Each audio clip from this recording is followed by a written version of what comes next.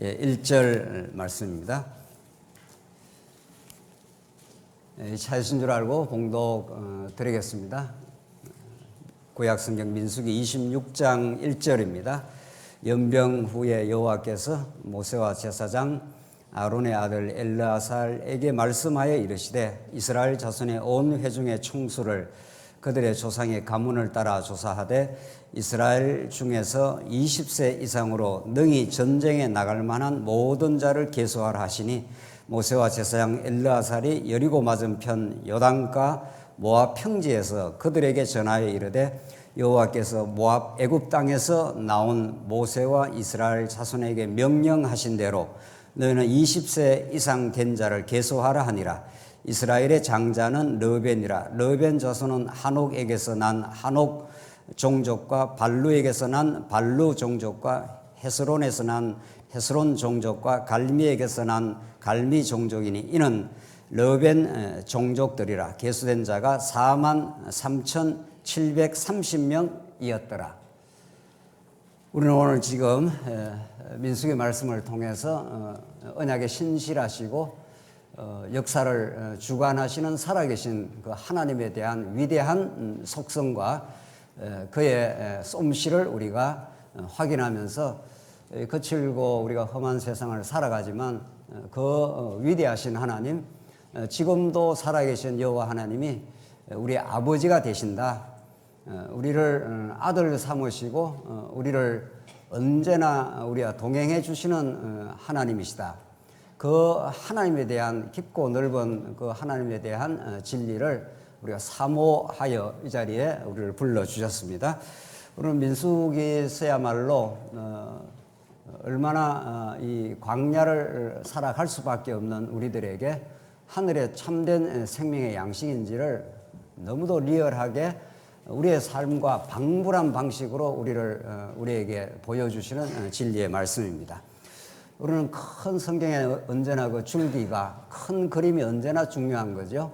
민수기 자체에 우리가 심도 있게 우리가 이해할 필요도 있지만은 민수기가 어떤 하나님의 이전의 언약을 하나님께서 이루어 가시는 그 역사의 큰 줄기를 언제나 이해하는 게 중요합니다.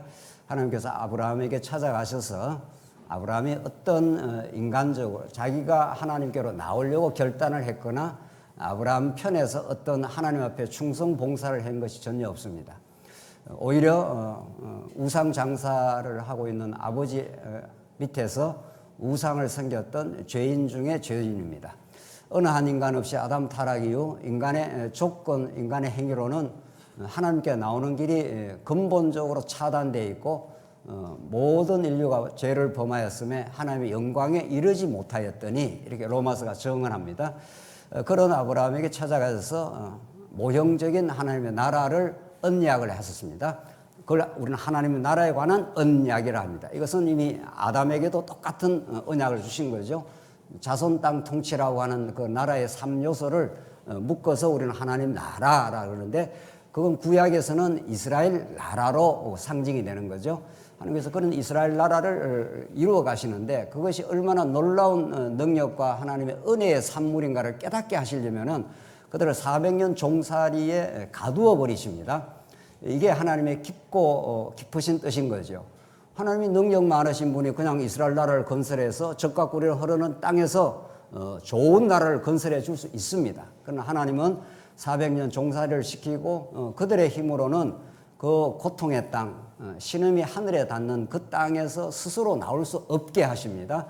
그리고 유월절 어린 양의 핏값으로만 그들이 해방을 받습니다. 그렇게 하시는 그 이유가 하나님 여호와만을 찬양하고 경배하고 그분을 영원히 그분을 노래하기 위해서 우리가 쉽게 말하면 그 찬양하고 감사하고 경배할 때 인간이 절정의 행복이 이루어지기 때문에 하나님은 그것을 목적 삼아서 400년 종살이 이제 40년 광야길을 민수기를 지금 인도해 가시는 겁니다. 하나님께서 보름만 하면 넉넉하게 갈 수 있는 그 땅을 40년을 돌리면서 하나님이 뜻하신 게 있죠. 이게 우리 민수기의 포커스죠. 왜 하나님이 그렇게 하시느냐는 거죠. 그 하나님의 뜻이 무엇이냐는 거죠. 무엇을 가르쳐 주기 위해서 그렇게 하시느냐? 이것이 오늘 민수기에서 민수기에 복잡하고 여러 가지 사건들 다 잊어버려도 상관없습니다. 그런 여러 가지 사건들, 전개 과정들, 소재거리들은 결국 어떤 목적 하나를, 그 하나님의 뜻을 우리에게 가르쳐 주기 위해서 내가 이러이러한 하나님이야. 이러이러하게 너희를 신실하게 붙들고 있어. 이러이러하게 너희를 사랑하고 있어. 이거 하나를 가르쳐 주는 거죠. 우리 인생의 여러 복잡다단한 일들, 지난 일주일 동안도 때로는 울기도 하고 고통스럽기도 하고 외롭기도 하고 허전하기도 하고 여러 가지 기쁨이 있기도 하는 그 모든 것들이 다 묶어집니다. 전부 하나로 전부 이렇게 진리 안으로 이제 묶여져서 이것이 진리다 이렇게 깨닫게 되는 거죠. 이게 하나님의 뜻입니다. 이거 하나를 하나님께서 이제 가르쳐 주시는 거죠. 오늘 민수기 내용이 이제 3차 시련을 겪으면서 얼마나 많은 이스라엘 백성들이 우여곡절을 겪습니까? 그들은 원망할 수밖에 없고 탐욕을 부리고 그래서 혼돈과 무질서를 경험하고 충돌하고 갈등하면서 울부짖고 괴로워하고 그 과정을 통해서 모세가 간절하게 기도를 하고 이 백성들 다 죽여버리면은 하나님 여호와의 이름이 훼손되지 않습니까? 이런 말이죠. 기도는 여호와의 이름을 붙들고 기도하는 거죠. 이 백성들의 행위로 말하면 1000번이고 10,000번이고 가나안 땅 들어갈 수 없는 자기 없는 존재입니다. 그것이 여러분과 저의 정확한 모습인 거죠. 그러니까 광야에서 이스라엘 백성들이 드러나는 노출되는 그 현상은 여러분과 제가 살아가는 오늘 우리의 삶의 정확한 1:1 대응이 됩니다. 다르지 않다는 거죠. 그러나 하나님께서 또 제사 제도를 통해서 그들을 용서하시고 감싸주시며 우리 지난 시간 마지막 3차 시련을 거쳐가면서 범죄한 백성 모압 땅 여인들과 음행하고 바알보올이라고 하는 우상을 섬겼던 백성입니다. 이게 40년이 왔는데도 여전히 음행하고 여전히 바알보올이라고 하는 우상을 섬기지 않습니까? 그래서 인간은 개선되지 않습니다. 절대로 개선되지 않습니다. 그럼 예수 믿고 그럼 개선도 안 되고 그럼 제대로 사나 그런 의미가 아니고 우리 스스로 개선되지 않는다 이런 뜻입니다. 육체의 소욕은 스스로 자기를 극복할 수가 없습니다. 극복이 됩니까? 우리가 20대 때 예수 믿든지 70대 때 예수 믿든지 평생을 예수 믿어도 옛사람의 소욕을 하나님께서 남겨두십니다. 그걸 사사기 말씀대로 말하면 철병거라 그럽니다. 철병거가 있어서 그걸 이스라엘 백성들이 그 철병거를 물리칠 수가 없습니다. 안 된다 이 말이죠. 그러니까 결국은 안 되는 걸 깨닫게 하고 되게 하신 하나님을 깨닫게 하는 거죠. 안 되는 것을 깨닫게 하고 십자가로 너희들이 구원이고 하나님 나라가 이루어진다는 걸 깨닫게 하시는 거죠. 그 하나를 평생을 우리는 배웁니다. 그러니까 우리 자신을 돌아보면 절망이고 예수를 바라보면 소망이고 그렇습니다. 그거 외에 다른 어떤 삶의 원리가 없습니다. 그러니까 내가 어떻게 노력하면 어떻게 방법을 쓰면 이런 방법이 안 통한다는 것이 우리 민수기 지난 시간. 그래서 비느하스가 창을 들고 그 음행을 하는 남여를 배를 꿰뚫어 죽여버리고 맙니다. 죽여야 끝납니다. 그렇죠? 그러니까 구약에는 범죄하면 또 소나 양을 죽이고 또 죽이고 합니다. 이 죽이고 하는 것은 우리는 죽인다 하면은 굉장히 부정적 뉘앙스가 있지 않습니까? 예수 믿는 성도의 죽음은 귀중한 것이라 시편이 그렇게 말합니다. 우리에게 옛사람의 죽음은 복입니다. 이 옛사람이 펄펄 살아있기 때문에 탐욕을 부리고 만족이 없고 행복하지 않고 갈등을 일으키고 오버하고 막 이런단 말이죠. 그런 우리 옛사람을 자꾸 죽이고 하는 것이 우리를 얼마나 평안케 하고 안정감 있게 만들고 우리에게 자유를 주시는 거죠. 그래서 우리 비느하스가 아주 리얼하게 죽이지 않습니까? 배를 꿰뚫어 다 죽여버렸습니다. 그걸 하나님 무슨 언약이라고 했나요? 또 일주일 지나면 다 잃어버리나요? 예. 무슨 언약이라고요? 일주일 전에 했는데 그걸 잊어버리면 참 곤란한데요. 무슨 언약요? 평화의 언약이랍니다. 화평의 언약. 하나님과 원수되었던 그들에게 옛사람을 죽임으로 하나님과 하나 되게, 하나님과 평화를 누리게, 하나님과 화목되게. 너희들 언약 백성이니 너희들은 범죄해서 다 썰어버려야 되지만은 그렇게 할 수 없잖아. 그러니까 비느하스가 그 이스라엘 백성들을 대표적으로 죽여버린 겁니다. 죽여버리고 하나님이 평화의 언약이라. 내가 원래 언약 맺은 대로 너를 꼭 붙들고 가나안 땅까지 인도해. 지난 시간 그 내용이죠. 26장 오늘 내용은 그렇게 3, 4시련이 다 끝났습니다. 그리고 숫자를 20세 이상으로 1차, 2차, 3차 끝나고 오늘은 이제 인구 조사를 하는 장면이죠. 이제 3, 4시는 끝났습니다. 인구 조사에 몇십만 명이 됐습니까? 60만, 대략 하십시다. 60만 몇천 이런데 대략 60만으로 이제 됩니다. 한번 읽어보시죠. 12절 시몬 자손의 종족들은 이러하니 되어 있습니다. 15절 갓 자손의 종족들은 이러하니 스본에서 난 스본 종족과 학기에서 난 학기 종족과 순위에서 난 순위 종족과 또 지나가겠습니다. 19절 유다의 아들들은 에르와 오난이라. 이 에르와 오난은 가나안 땅에서 죽었고 등등등등. 22절 이는 유다 종족들이니 계수된 자가 76,500명이었더라. 23절 이사갈 자손의 종족은 이러하니 돌라에게서 난 돌라 종족과 부하에서 난 분이 종족과 등등등등. 25절 이는 이사갈 종족에서 종족들이니 계수된 자가 64,300명이었더라. 이렇게 해서 12지파 하나하나를 다 거론하면서 자세하게 숫자를 밝힙니다. 이게 시간이 있으면 자세하게 읽어야 됩니다. 이게 성경 막 건너뛰는 거 아닙니다, 원래. 그러니까 자세하게 하나님께서 26장 전체를 통해서 밝혀줍니다. 60만 대군으로 12지파 자세하게. 이걸 왜 이렇게 자세하게 밝힙니까? 성경은 허투루 쓰여진 규절은 한 규절도 없습니다. 성경은. 그렇죠?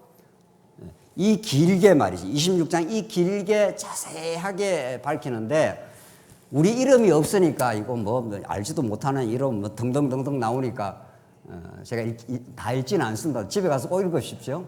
저 다 읽고 왔습니다. 그러니까 이게 옛날 고대 문서라고 생각하니까 이게 재미가 없는 거죠. 그렇죠? 김 아무개 아무개, 박 아무개 아무개, 이 아무개 아무개. 여러분 이름이 여기 기록됐다. 눈이 번쩍 띄는 거죠. 여러분과 제 이름이 여기 들어와 있습니까? 안 들어와 있습니까? 안 보입니까? 아직도? 아직도 안 보입니까? 저 눈에는 보이는데 김 아무개 아무개 뭐 이렇게 보이는데요. 정확하게 들어 있습니다. 이건 구약의 하나의 물리적이고 구약의 이스라엘 백성들의 자손을 열거하면서 유다 자손은 이러하고 이사갈 자손은 이러하고 스불론 그러니까 이스라엘 백성들의 12지파 12라는 것은 12사도 12가 12로 되지 않습니까? 이게 하나님의 아들의 수입니다. 아들의. 그러니까 성경에 나오는 모든 그 숫자가 상징수인데 7하게는 그건 완전수 아닙니까? 12가 정확하게 이스라엘 백성의 수, 하나님의 아들의 수입니다. 이게 대표 상징이란 말이죠. 그러니까 12지파, 12사도 이렇게 다 되어 있는 거죠. 그러니까 12라는 이 12지파 속에 이스라엘 백성 이름을 다 종족을 밝히고 숫자까지 60만 몇 명 이렇게 밝혀주는 하나님의 뜻이 있는 거죠. 하나님은 여러분과 저의 이름을 정확하게 기억을 하십니다. 김 아무개 아무개, 박 아무개 아무개, 이 아무개 아무개. 최 씨는 저 소섭하네요. 최 아무개 아무개. 이렇게. 김, 이, 박이 제일 많으니까 정확하게 기억을 하십니다. 그래서 생명록 여기다가 이스라엘 백성들이 제사장이 여기에 들어갈 때 그 12지파의 이름을 정확하게 이렇게 흉패에다가 보석을 박아가지고 이렇게 이름을 걸고 그렇게 하나님 보호자 앞으로 나갑니다. 이런 것들이 다 의미 있는 하나님의 복음의 메시지들인 거죠.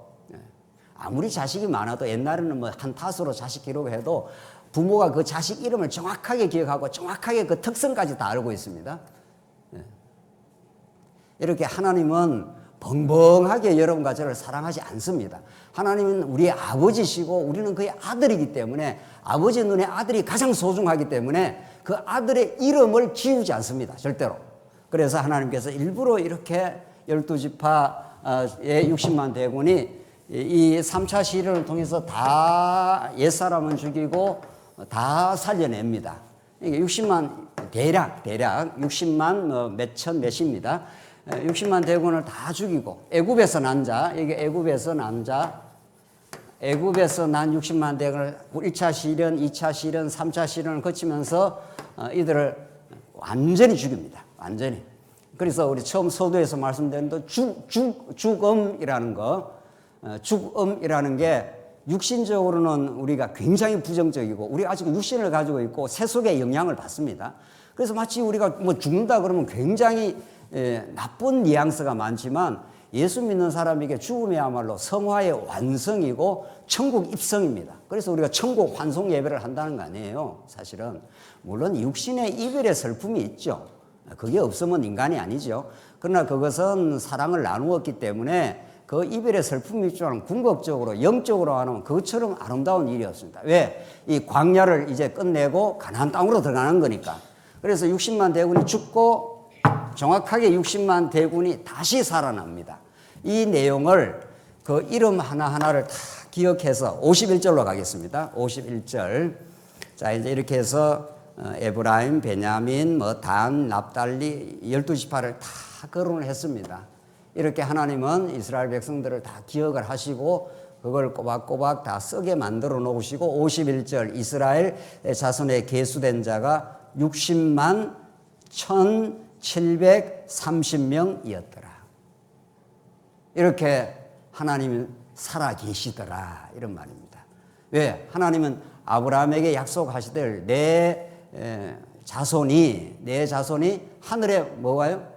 별과 같이 바닷가의 모래알처럼 번성한다 그랬지 않습니까? 그게 아브라함 한 사람을 놓고 한 이야기입니다. 그렇죠? 아브라함 한 사람을 놓고 지금 20세 이상을 계수했다면 60만 대군이니까 여자 합하고 아이들 합하고 20세 밑에 아이들 합하면 뭐 대략 한 적어도 한 200만 원 된다는 거 아니에요. 예. 어마어마한 지금 자손이 이제 번창을 한 거예요, 실제로.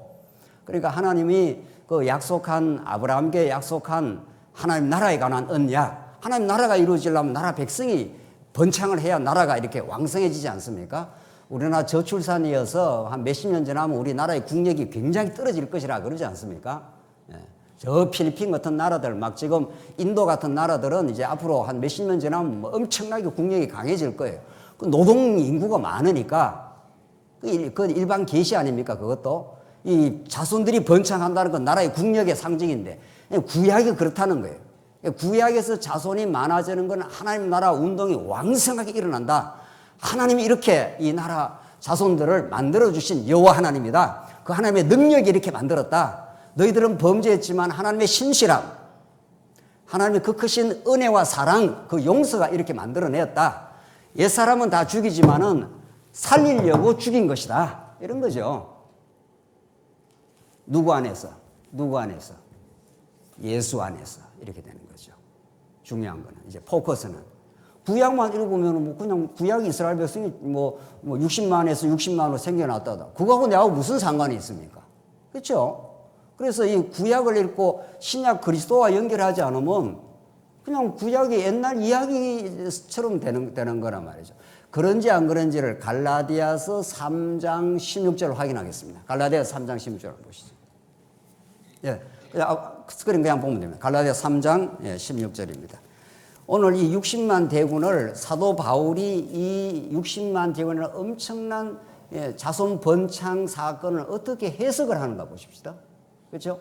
구약은 신약으로 해석을 해야 이게 신구약이 딱 하나로 떨어지면서 하나님이 살아계심과 그의 속성이 드러나지 않겠어요? 보십시다. 갈라디아 3장 16절입니다. 읽겠습니다.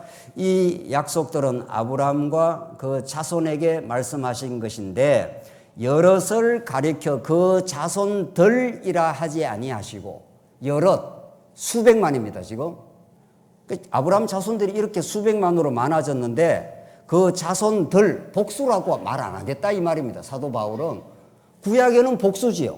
숫자가 60만 대군이니까 자손들이라 하지 아니하시고 오직 성경에서 오직 복음이라고 말했을 때는 이건 굉장히 강조 용법입니다.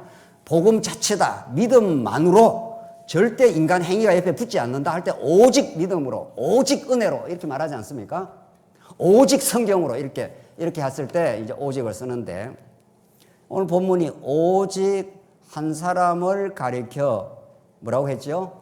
내 자손이라 하셨으니 곧 누구라고요? 그리스도라. 바울이 이렇게 설명을 합니다. 그래서 분명하죠. 하나님께서 이 자손들이 이렇게 많아졌습니다. 60만 대군으로. 이렇게 60만 대군이 많아졌고 계속 이 나라가 다윗 왕국을 이룰 때까지 강건하게 이렇게 막 하나님 나라 운동이 일어나지 않습니까? 다윗 왕국이 막 형성이 돼 나간다고요. 그런데 이 모든 것들이 자손들이라 하지 않겠다. 사도 바울은 이게 자손들이 이렇게 60만 많지 않습니까? 이게 복수지, 복수. 숫자가 많으니까. 그런데 사도 바울은 자손들이라 하지 않고 오직 한 사람을 가리킨 것이다. 구약에는 이렇게 많은데, 숫자가 많은데 사도 바울의 눈에는 그게 많은 자손들이 보이는 게 아니라 그 자손들을 구약에 많이 번창하게 하신 그 이유는, 하나님 나라의 백성들을 많이 왕성하게 한 이유는 한 사람을 가리키기 위한 것이다. 지금 그렇게 지금 사도 바울이 해석을 하지 않습니까? 여러분과 제가 막 해석을 하는 게 아니라 갈라디아서 3장 16절이 그렇게 지금 설명을 하고 있는 거죠. 그 자손들이라 하지 아니하시고 오직 한 사람을 가리켜 내 자손이라 하셨으니 곧 뭐라고요? 그리스도라. 이렇게 사도 바울이 구약을 가지고 구약의 이 많은 60만 대군을 딱 한 사람을 지칭을 한단 말이죠. 그래서 십자가에 죽으시고 부활하신 그리스도 사건이라, 이 자손 번창이라는 것이 그리스도가 이 땅에 하신 일이 하나님 나라를 이 땅에 실현을 하시는 분인데, 그렇죠? 그러니까 이 자손 이 언약이라는 것이 그리스도로 적중이 되고 그리스도를 통해서 이 땅에 하나님 나라를 하나님께서 실현하시겠다고 하는 그 언약의 내용이었다. 이렇게 우리가 정리가 되는 거죠. 그래서 구약은 아주 리얼하고 육체적인 방식으로 자손이 막 번창해 나가는 실제 역사적 사건을 우리가 보여주면서 하나님이 이렇게 살아계셔. 하나님의 능력으로 이 60만 대군을 형성했어. 이렇게 구약은 설명을 하고 있으면서 점점 이제 그 단수, 한 사람, 한 분 예수 그리스도로 지금 이 말씀이 이렇게 수렴이 돼 나가는 거죠. 그리고 예수 안에서 성취되는 거죠. 그렇죠? 이 성경이 누구에 대해 증거하는 것이라고요? 나에 대해서 증거하는 것이라, 그 예수 안에 하나님 위대하신 여호와의 능력과 살아계심과 그의 무궁한 능력과 은혜가, 그 복음의 비밀이 예수 안에 모두 담겨 있는 거죠. 이 골로새서 말씀, 에베소 말씀, 이게 전부 구약의 모든 복음의 비밀이 예수 안에 다 담겨. 그 예수 알면 누구를 안다 이 말입니까? 하나님을 아는 거죠. 그렇게 되는 거죠. 그 한 분 예수를 통해서 하나님 나라가 이 땅에 실현될 것을 이렇게 구약은 정말 리얼하게 잘 가르쳐 주는 거죠. 이걸 누가 이루겠냐고요. 아브라함이 용서고 애써서 이거 낼 수 있습니까? 99세 되고 사라가 90세까지 하나님께서 몰아가지 않습니까? 자손 하나를 자기 능력으로 못 낳습니다. 그러니까 자손이라는 게 여러 차례 말씀을 드렸습니다는 그 히브리어로 제라라는 거예요. 제라는 거 씨입니다. 씨. 사과에 씨앗이 있듯이 씨가 있으면 씨가 생명의 상징이에요. 씨가. 그러니까 이 60만 대군도 누구로부터 시작된 겁니까? 아브라함 한 사람으로 시작된 거죠. 그렇죠? 그게 막 확장됐죠. 그러나 이게 궁극적으로 예수 한 분의 씨로 증명이 되죠. 여러분과 제가 예수 씨를 받은 거죠. 예수의 생명을 받은 거죠. 그러니까 생명이라는 것은 이렇게 나누어져 있지 않습니다. 그러니까 우리 교회를 그리스도의 몸된 교회라. 그러니까 우리 물리적으로는 이렇게 나누어져 있죠. 뭐 A라는 사람, B라는 사람 나누어져 있지만은 영적으로는 어떻습니까? 영적으로는 한 덩어리입니다. 우리가 한 몸입니다.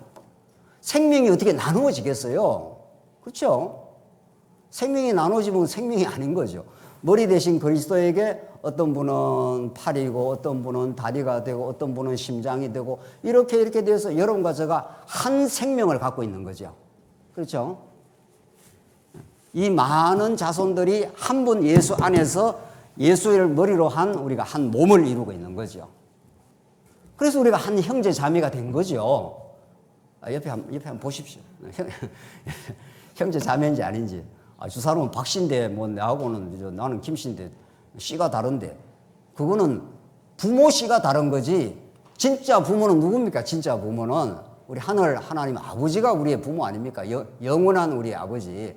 그 씨는 똑같다니까요. 옆에 형제 자매를 한번 해보십시오.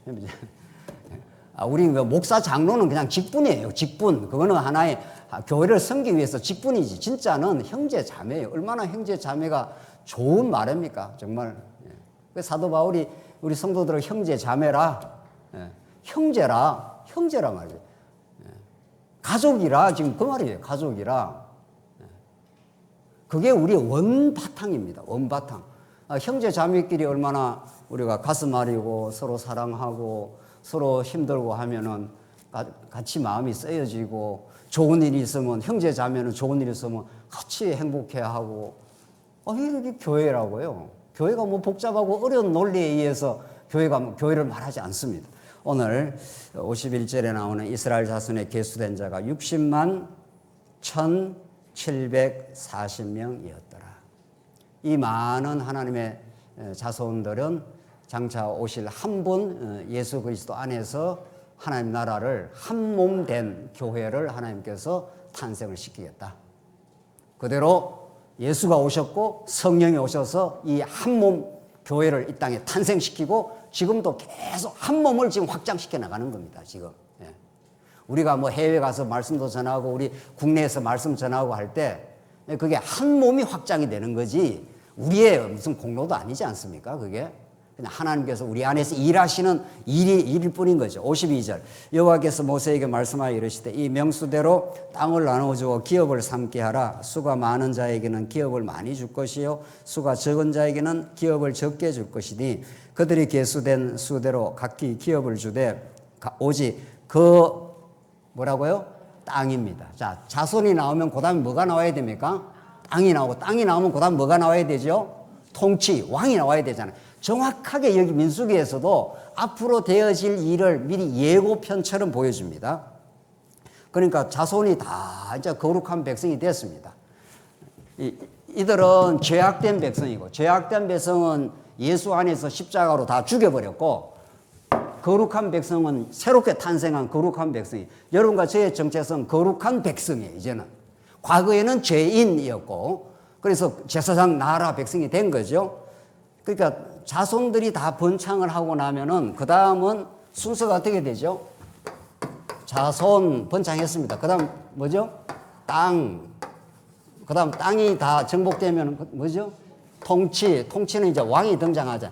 요 순서 요대로 갑니다. 요 오늘 본문 안에서 보시죠. 그래서 땅을 55절 그 땅을 제비 뽑아 나누어 그들의 조상 지파의 이름을 따라 얻게 할지니라. 그 다수를 막론하고 그들의 기업을 제비 뽑아 나눌지라.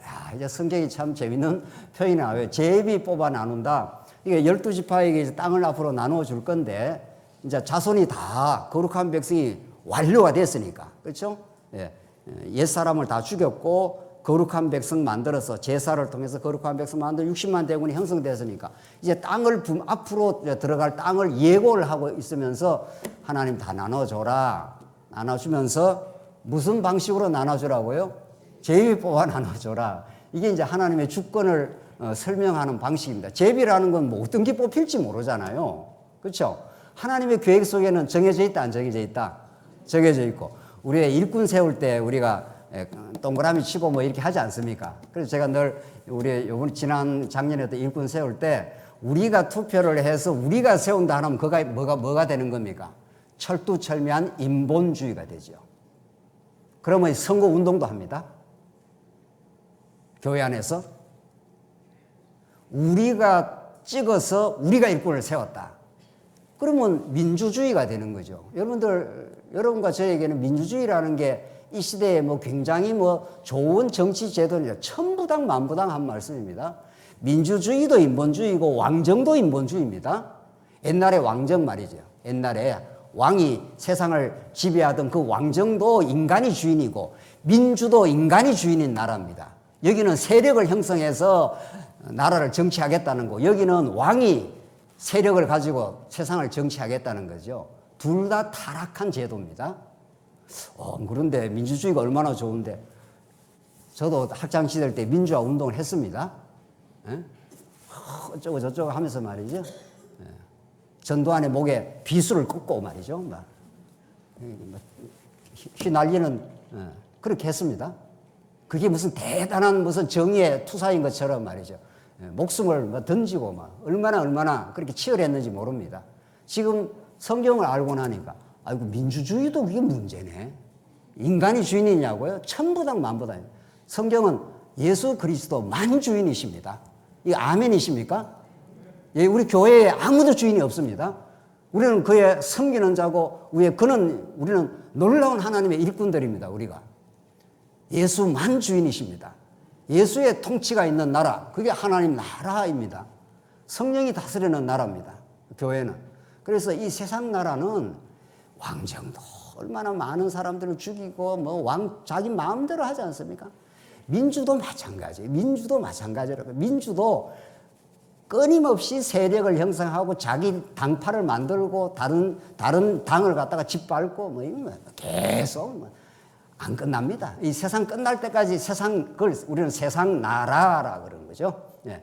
우리 하나님 나라를 지금 하나님께 건설하시겠다는 거죠. 그래서 하나님 나라는 너희들이 무슨 정치해가지고 세우는 나라가 아니야. 제비 뽑아대. 제비는 뭐가 뽑힐지 모르지 않습니까? 하나님이 딱 정해놓은, 그러니까 우리가 투표를 해서 우리가 세웠다 그러면은 우리가 그 사람한테 압력을 가하는 거죠, 또. 그렇죠? 당신 마음에 안 들면 또 없애. 이렇게 되는 거죠. 이게 얼마나 사악한 제도입니까? 우리 하나님이 세우신 자를 우리의 마음을 움직여서 그 사람을 세웠습니다. 그래서 우리는 마지막에 뭐라고 그럽니까? 하나님이 귀하게 세우신 일꾼입니다. 이렇게 하는 거죠. 그냥 우리의 마음을 움직여가지고, 다르고 다릅니다. 다르고 정말 다릅니다. 그러니까 우리가 본질적으로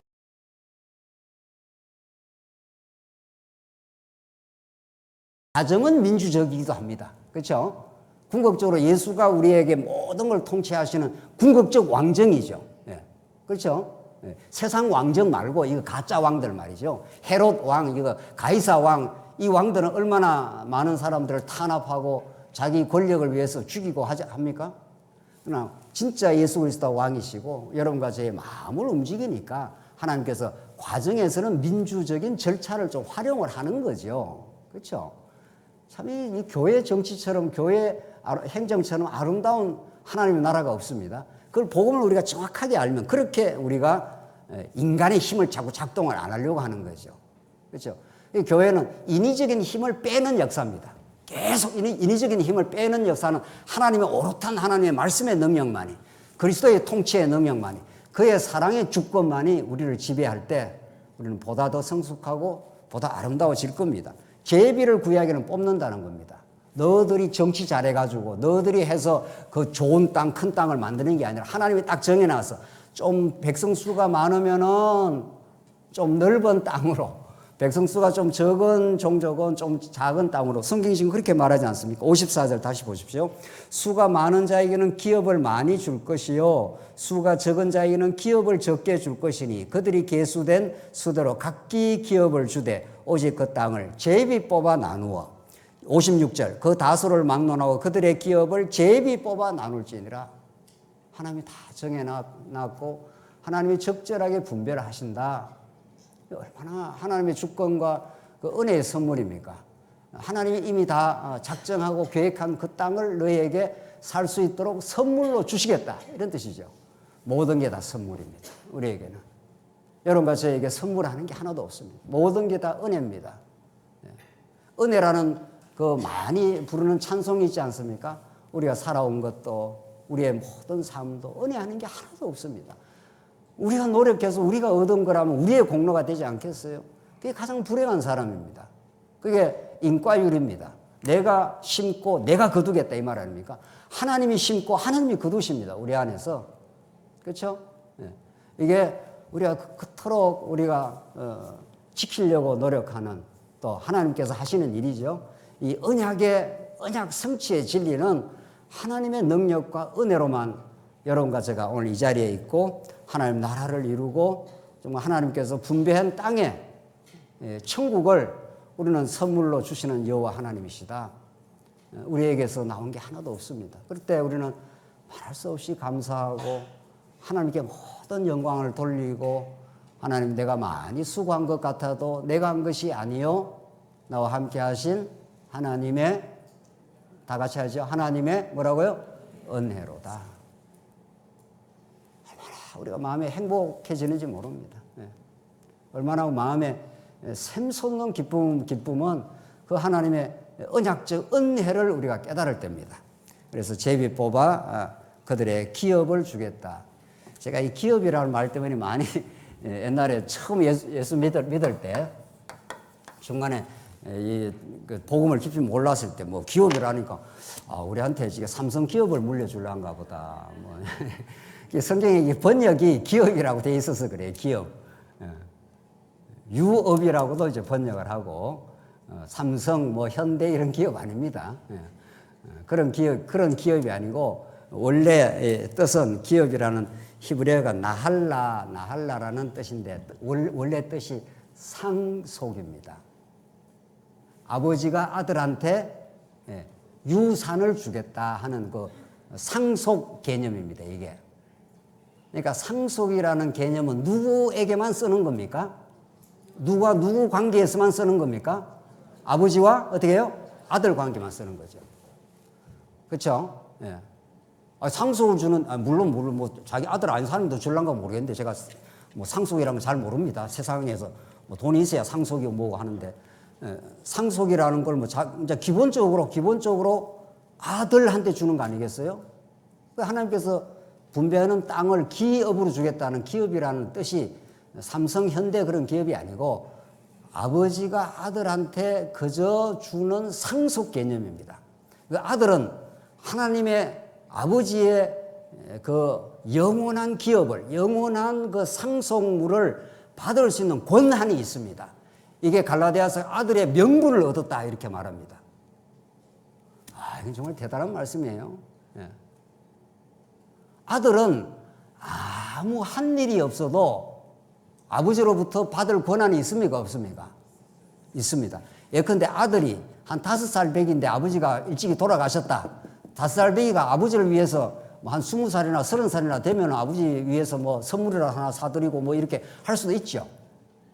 그 5살 배기는 아무것도 못하고 아버지 사랑만 받고 아버지가 일찍이 돌아가셨다. 아버지 전 재산이 어디로 갑니까? 5살 배기 한 일 하나도 없는데요. 아버지를 위해서 한 일이 하나도 없는데 그대로 상속이 됩니까? 100번 되지요. 이게 상속 개념이에요. 이게 복음이에요. 복음은 여러분과 제가 뭘 많이 했기 때문에 교회를 봉사했기 때문에 선교를 했기 때문에 그것 때문에 우리가 상속받지 않습니다. 그거는 너무도 놀라운 하나님의 영적인 상속을 많이 받고 하나님 나라를 우리가 기업으로 누리고 깨닫고 하나님의 은혜 속에 감격하고 살다 보니 봉사도 하고 뭐 선교도 하고 뭐 뭐도 하고 이렇게 하는 것뿐이지 그걸 했는 것이 우리의 공로가 되고 근거가 되어서 하나님부터 상속받지 않습니다. 이스라엘 백성들 1차, 2차, 3차 범죄한 것밖에 없습니다. 그런데 땅을 상속으로 주겠다는 거예요. 참 어처구니 없는 이게 말이 안 되는 말입니다. 이게 성경의 말씀은 전부 말 안 되는 말이에요. 범죄했으면 썰어버려야 되지. 범죄했는데 하나님은 그 땅을 기업으로 상속 주겠다는 거예요. 너의 행위 따라 주는 게 아니고 내가 아브라함에게 약속한 대로 내가 이루어 주는 여호와 하나님이다. 내가 이 약속을 지키겠다 이런 말이죠.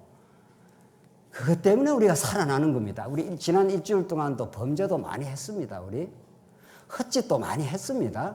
하나님 떠나서 뭐 우상도 섬기고 뭐 내 멋대로 살기도 한 적도 있지 않습니까?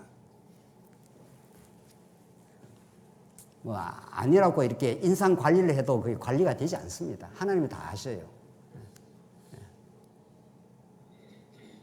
그래도 하나님은 여전히 언약대로 너는 내 아들이야. 그래서 이 가나안 땅을 유업으로 상속해 주마. 그걸 너들이 결정해서 하는 게 아니고 내가 이미 만세전에 결정한 하나님 나라를 제비 뽑아 그냥 너희들이 작동을 해서 뭐가 되는 게 아니고 그냥 제비 뽑아서 뽑아지는 그대로 가. 이 하나님 주권대로 가는 거지. 이렇게 되는 거죠. 그래서 우리가 자손 언약 60만 대군으로 거룩한 백성 다 만들었습니다. 범죄한 백성들을 거룩한 백성 은혜로 만들었고 제비 뽑아서 다 차지해. 그리고 너희들이 할 일은 그 은혜를 깨닫고 찬양하고 하나님을 영원히 경배하는 것밖에 없어. 하나님 그렇게 우리를 깨닫게 하시려고 이 고단하고 어려운 길을 자꾸 이렇게 걷게 하시는 겁니다. 날마다 죽이시는 겁니다. 날마다 우리의 죄성이 발견이 되고 우리의 행위로는 하나님 앞에 설 수 없지요. 이걸 날마다 깨달아서 사도 바울이 날마다 뭐하노라? 죽노라. 오늘 결론으로 가시죠. 그래서 57절은 레위인들의 계수된 자, 57절 보십시오. 레위인으로 계수된 자의 종족들은 이러하니 게르손에게서 난 게르손 종족과 고핫에서 난 고핫 종족과 무라리에서 난 무라리 종족이며 하면서 레위인들 62절로 가봅시다. 1개월 이상으로 계수된 레위인의 모든 남자는 2만 3천 명이었더라. 그들은 이스라엘 자손 중에 계수에 들지 아니하였으니 이는 이스라엘 자손 중에서 그들에게 준 기업이 어떻게 해요? 없다는 거예요. 레위는 기업이 없어요. 레위기는 12지파 중에서 특별한 지파예요. 이걸 왜 특별히 빼내가지고 그들에겐 기업을 안 주고 그냥 12지파에 흩어져서 살도록 그렇게 만듭니다. 왜 그렇습니까? 여기 얼마나 놀랍고 깊은 복음이 들어있습니까? 레위는 이스라엘 백성들에게는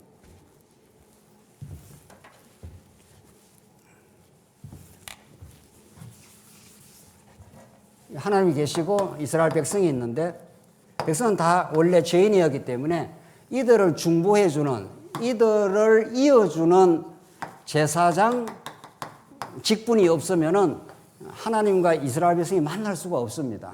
이 백성들이 다 범죄한 백성이기 때문에 하나님께 나아갈 수도 없습니다. 이걸 나아가게 하고 하나님과 화목하게 하는 그 직분이 제사장 직분이라고 우리가 많이 레위기서에 확인했지 않습니까? 이 자리가 이게 성막이기도 하고, 여기가 인간은 그 일을 하는 존재는 제사장이고, 장소는 성막이고, 바치는 소나 양은 제물이고, 이게 제사의 3대 요소 아닙니까? 그래서 이 제사장이 없으면 이스라엘 백성은 꽝입니다. 이걸 하나님이 통치하는 무슨 나라라고 그랬습니까? 제사장 나라라. 제사가 없는 이스라엘 백성은 하나님께 나갈 수가 없습니다. 여러분과 제가 오늘 영원히 우리를 대신해서 십자가상에서 영원한 제물이 되어서 영원히 피 흘려 주신 그 예수 그리스도가 없으면 우리는 꽝입니다. 아무것도 아닙니다. 그래서 레위 지파에게는 기업이 없습니다. 이건 특별한 이 백성에서 떠 있는 지파예요. 하나님에게 속한 지파예요. 이거는. 그래서 레위 지파의 아론 반차보다 더 우월하신 무슨 반차요? 멜기세덱 반차를 따라 예수가 오십니다. 그러니까 이거는 레위 지파는 하늘의 지파의 상징인 거죠. 그렇죠? 레위 지파가 없으면 이 땅에 속한 백성이 하나님께로 나갈 길이 없어요. 그렇죠? 그래서 레위 지파가 너무도 중요한 거예요. 그들에게는 땅의 기업이 없어요. 레위 지파는 뭐가 기업이니까? 하나님 자체가 레위의 상속이에요. 하나님 자체가 레위에게 상속이 되는 거죠. 그래서 땅의 기업이 없다고요. 여러분과 저에게도 우리도 영적 레위인입니다. 그래서 루터가 잘 말한 대로 우리는 만인 뭐라고요? 제사장이라 여러분과 제가 지금 잠깐 가지고 있는 무슨 뭐 분당의 땅 뭐 또 어디에 땅이 있습니까? 물어봐야죠. 뭐 서울에 땅 뭐 있는지 몰라도 그거 다 그거 한바탕 꿈입니다. 이 땅이 한바탕 꿈처럼 조금 지나가면 다 끝납니다. 이제 60년 70년 금방 왔고요. 1, 20년 금방 갑니다. 이제 꿈 같은 이 땅에 속한 그 부동산들 꿈처럼 다 불살라다 사라질 겁니다. 그리고 여러분과 제가 진짜 얻는 땅이 어딘 거냐고요. 어느 땅입니까? 새 하늘과 어떻게 해요? 새 땅이 있어요. 예수를 만나는 그 자리가 땅 하나님 나라예요. 땅 많이 좀 안 가져 있어도 괜찮아요. 네. 네. 성경은 그런 놀랍고 위대한 복음을 우리에게 증언하고 있습니다. 63절 이는 모세와 제사장 엘르아셀이 계수한 자라. 그들이 여리고 맞은편 요단가 모압 평지에서 이스라엘 자손을 계수한 자 중에 모세와 제사장 아론이 시내 광야에서 계수한 이스라엘 자손은 한 사람도 들지 못하였나니 이는 여호와께서 그들에 대하여 말씀하시기를 그들이 반드시 광야에서 어떻게 해요? 죽으리라. 이게 복이다 이 말입니다. 옛사람은 다 죽이겠다 하셨습니다. 이러므로 여분네의 아들 갈렙과 눈의 아들 여호수아 외에는 한 사람도 남지 않고 깡그리 죽이겠다. 깡그리 완전히 죽여버리겠다. 이걸 어디서 죽였습니까? 구약에는 이렇게 광야에서 죽였지만은 진짜는 어디서 죽입니까? 광야에서 죽은 건 이스라엘 백성들이고 진짜 죽는 건 어디서 죽어요? 예수와 함께 죽고 예수와 함께 어떻게 해요? 살아났다. 이렇게 예수와 함께 여러분과 저를 다 죽여버렸습니다. 그래서 끝장을 내버렸어요. 우리 옛사람을. 믿음으로 그거 읽고 끝내죠. 로마서 6장 3절입니다. 로마서 6장 3절 한번 보시죠. 로마서 6장 3절 읽고 끝내겠습니다. 같이 한번 보십시오. 무릇 예수 그리스도와 합하여 세례를 받은 우리는 그의 죽으심과 합하여 세례를 받은 줄 알지 못하느냐. 세례라는 게 물에 집어넣었다가 어떻게 해요? 끄집어내요. 물에 집어 들어가면 어떻게 되는 겁니까? 죽는 거죠. 그래서 예수님 십자가 죽으실 때 여러분과 저도 함께 세례 받은 거죠. 죽고 예수님 부활하실 때 여러분과 저도 새 생명으로 함께 살아난 거죠. 그 다음 보십시다. 4절. 그러므로 우리가 그의 죽으심과 합하여 세례를 받음으로 그와 함께 뭐 되었다고요? 장사되었나니 이는 아버지의 영광으로 말미암아 그리스도를 죽은 자 가운데서 살리심 같이 우리로 또한 새 생명 가운데 행하게 하려 하심이라. 이게 복음이에요. 여러분같이 옛사람은 그렇게 우리를 괴롭히는 옛사람, 이 죄악 덩어리, 탐욕 덩어리의 옛사람을 예수님 십자가에서 함께 죽여버렸고 3일 만에 함께 살려낸 거죠. 구약은 이스라엘 백성들을 한 사람도 빠지지 않고 다 죽였더라. 반드시 죽여요. 반드시. 이거 죽이고 반드시 살려냅니다. 반드시. 그래서 우리는 날마다 옛사람은 날마다 후패하나 날마다 죽으나 속사람은 어떻게 해요?